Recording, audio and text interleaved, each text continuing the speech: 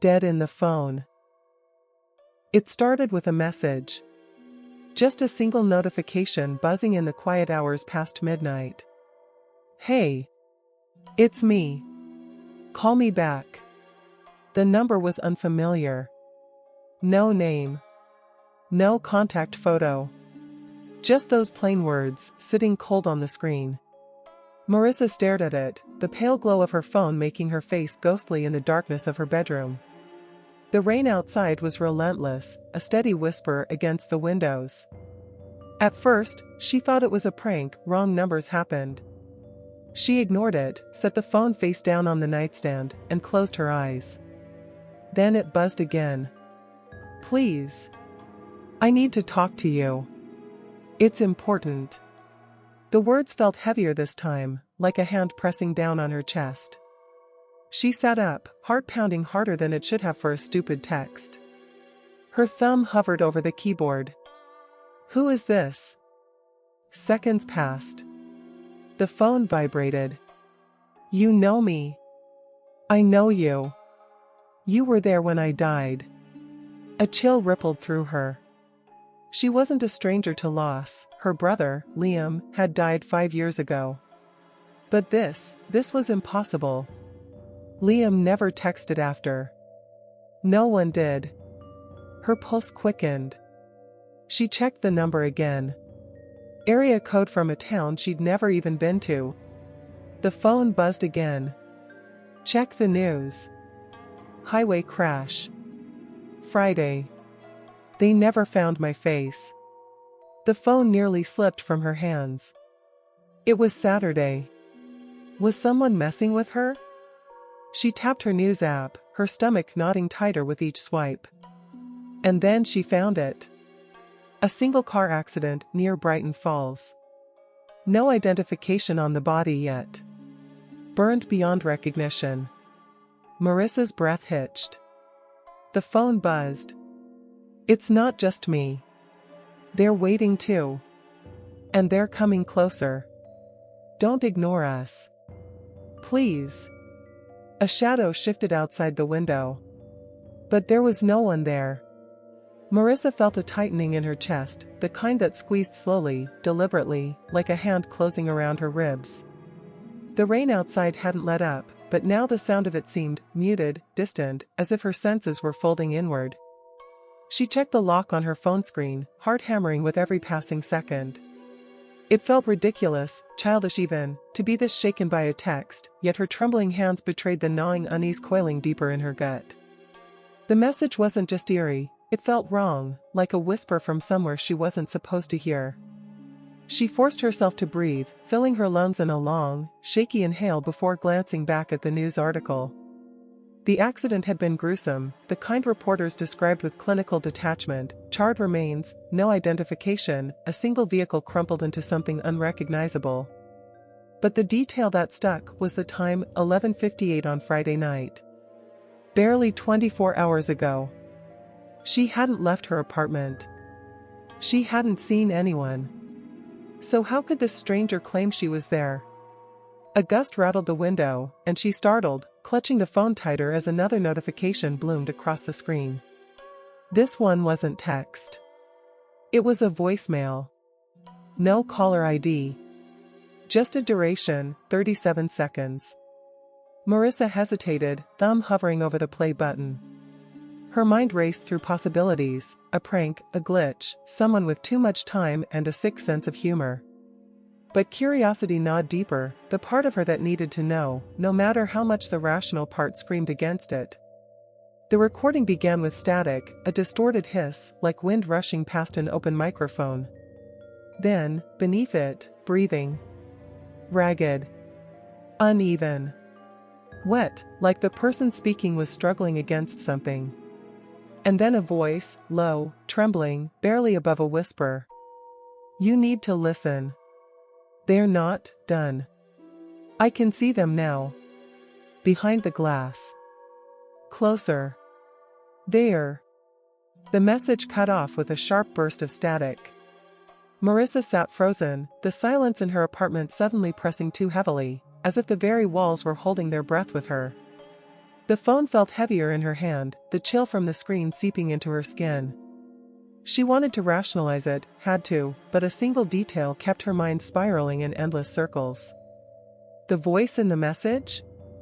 It sounded just like Liam. Marissa's throat tightened as the voice echoed in her head, distorting and looping in fragments she couldn't shake. It had to be a trick, some sick coincidence, someone using an audio clip, or maybe her mind was twisting what she heard. Yet, deep down, the familiarity gnawed. Liam's voice wasn't just heard.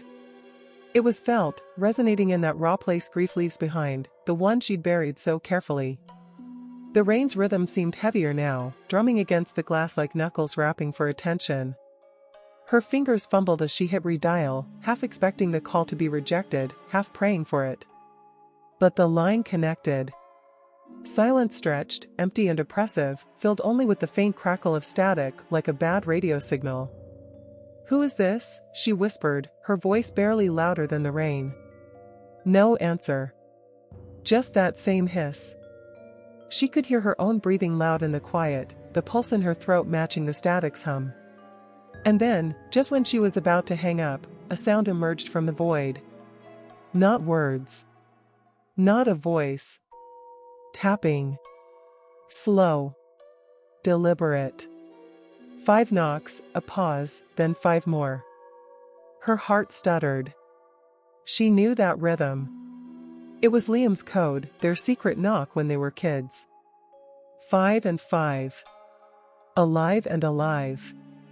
They used to joke it was their way of saying, still here, still okay. She dropped the phone, cold dread sweeping through her limbs as the screen blinked dark. This couldn't be real. But then the tapping started again.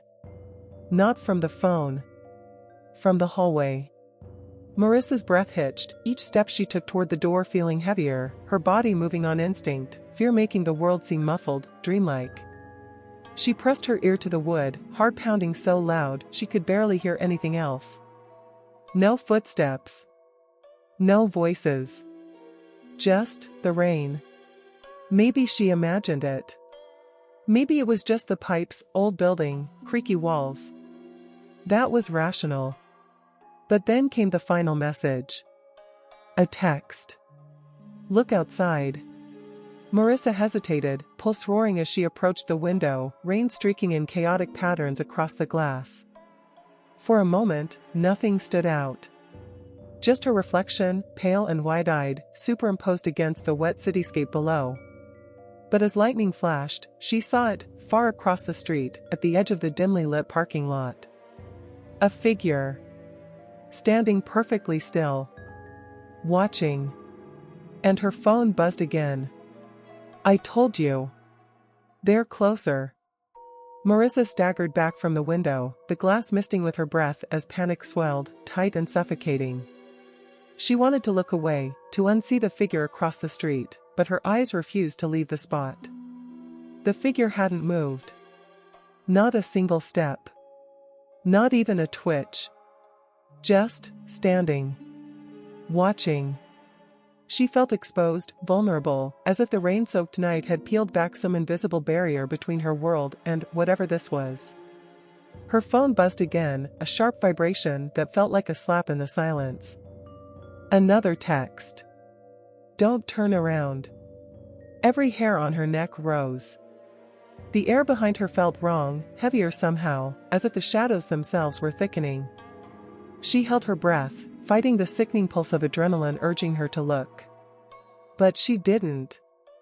Couldn't. The phone screen dimmed. Then, with a sudden burst of static, it flickered back to life on its own. The screen wasn't showing her texts anymore. It was a photo now. Her living room. Taken from behind her. A figure, just barely visible in the reflection of the window. No face. No features. Just a silhouette. Marissa spun, heart slamming against her ribs, but the room was empty. Nothing there but the rain, the steady creak of the old building shifting around her. Yet the picture was still on her screen, proof she hadn't imagined it. The figure had been there. The phone buzzed again. This time, a voice memo. She didn't want to press play. But she had to. The voice was clearer this time, no static. And it wasn't Liam. It was colder, hollow, a voice that felt like it wasn't speaking to her but through her. You let him die. The message cut off. A sharp knock echoed from her front door, loud enough to rattle the frame. Marissa's blood ran cold. The taps. 5 and 5. Alive and alive. But she knew. Whatever was knocking. It wasn't Liam. The knock came again, louder this time, a heavy thud that reverberated through the wood, making her flinch. She froze, every muscle in her body locking, as if moving might trigger something darker, something that was already too close. The door rattled under the pressure of the sound, but there was no voice, no familiar echo of Liam's laughter to make the moment feel human, feel like it could be explained. The air felt suffocating, thick with something that wasn't quite fear, but something far colder, anticipation. Marissa's breath was shallow, her chest tight, her legs rooted to the floor like they had turned to stone. The knocking wasn't stopping. 5 taps. Then a pause. Then 5 more. Just like before, but now it felt more urgent. She wanted to look away, to walk away, to forget this moment, to tell herself it was just the stress, the dark hours playing tricks on her. But she couldn't. She couldn't because deep down, something inside her knew that turning away would be a mistake she wouldn't survive. Her phone buzzed again, a final, desperate tremor that shook her to the core. She dared not check the screen, but her hand moved against her will, her fingers trembling as she slid it open. The text was brief, but it hit her like a punch in the gut. Let us in. It's not just him. Her pulse thundered in her ears. She had to open the door. It was almost like the words were pushing her, pulling her to action, as though if she just did it, if she just acknowledged what was outside, it would all stop. But there was no stopping this. She could feel it now, the weight of what she'd been ignoring, pressing down on her until she felt it in her bones. Marissa stepped forward, every step heavy, like wading through wet sand. Her hand reached for the doorknob, her fingers numb. The knocking hadn't stopped. It was louder now, almost frantic. 5 and 5. Alive and alive. The same rhythm, the same code, and yet, not the same. With one final breath, she turned the knob. The door creaked open. The hallway outside was dark. The overhead light flickered, casting long, jittery shadows that danced across the walls. Her breath caught. There, in the distance, at the end of the corridor, a shape. Tall. Thin. Its outline was blurred, distorted, as though it was barely there at all, flickering in and out of existence. But it wasn't the figure she had seen from her window. No. This was something else entirely. This was wrong.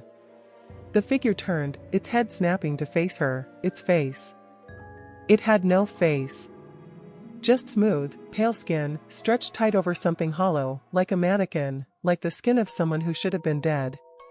It stepped forward. Slowly. Relentlessly. Marissa couldn't move. Her body refused to cooperate as the thing approached. The air grew colder, the temperature in the hall dropping as if the very life had been sucked from it. Then, in the silence, her phone buzzed once more. I'm sorry. They won't stop until you remember. The figure was almost upon her now. It stopped just inches from her face. It didn't make a sound. It didn't need to. And then, as the world seemed to blur, everything fell into place. The faces in the photos. The crash on the highway. The knock at her door. Liam's voice. All of it. She remembered. The thing stepped closer, its breath cold against her skin, its hands reaching out to her. And everything went black. Marissa woke, but it wasn't the same. Her apartment, the familiar surroundings, felt distant. Faint. As if she were no longer a part of them. She stood at the window, staring out at the rain-soaked street below, a part of her realizing, as it always does when the pieces fall into place, that she could never leave this moment. And then the phone buzzed again. The message, clear, direct, and final. "You never really left." And somewhere, deep in the shadows, a voice whispered, "They're still here."